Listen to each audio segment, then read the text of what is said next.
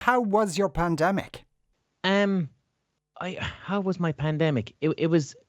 I mean, how was anyone's pandemic? It wasn't. I won't say it was terrible, because I'd say that I coped. I managed to cope in a situation which wasn't very nice. I managed to cope, so I'm I'm very glad to be more or less out of it. I think we're more or less out of it now. I have my two vaccines as well, which on a psychological level feels nice. Yeah. When I'm out and about, it feels a little bit normal. Mainly for me, there was a positive. So one positive for the pandemic for me was obviously I couldn't do gigs anymore. So I shifted a lot of my work online completely. So now 2 years later, I'm completely online now, and I'm quite happy with that. Like I've got a camera set up and a mic set up and all of this, and I have my podcast every week and I do live streaming. So I'm really happy with that. But then the negative was it was really hard to create when I couldn't interact with other human beings. Mm. So I I was supposed to be writing a book of short stories, and it was just very difficult I like to go to cafes and things to write, to simply get out of the house or to people watch while I'm in the process of writing.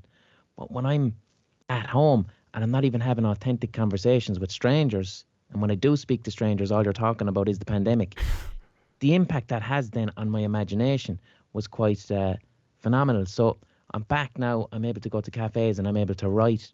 So I'm very happy with that. It's feeling a little bit more normal. Not 100% normal, but certainly better than it would have been this time last year. And in your head, in terms of mental health and all that stuff, did you feel lonely? Did you? Because I've met several people who I haven't seen in a couple of years who've said, actually, I really enjoyed it because I'm kind of a bit of an introvert anyway, and I could revert to type. I had an excuse. So for me, I was definitely in that category. I was in the category of I'm someone who's a bit of a loner anyway, and I like spending a huge amount of time on my own. But the problem with that is I'm so much of a loner that at one point in my life when I suffered bad anxiety, I also had agoraphobia, which is I had difficulty leaving my house. Now this is like 10 years ago. Mm. I had difficulty leaving my house.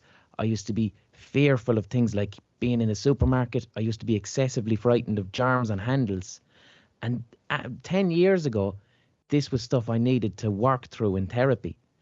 And then when I found myself back in the pandemic, this was how we were expected to behave. It was okay to be afraid of crowds. It was okay to be conscious of germs and handles. It was okay to stay inside for long periods of time because this is a rational response to a threat in the environment. So that was quite difficult for me because I'd actually spent many, many years in therapy trying to get away from those behaviors.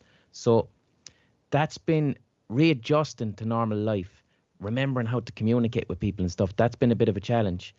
Um, and also, as well, I think what we have to realize is that over the past 2 years, every single one of us have experienced some degree of mental health issue, and that's normal. That's an okay thing to happen when the world isn't a very pleasant place to exist in. It's not very pleasant to not be able to socialize or to exercise or do these things and to stay inside. So it's okay for all of us to have gone through a bit of a blue patch there, you know.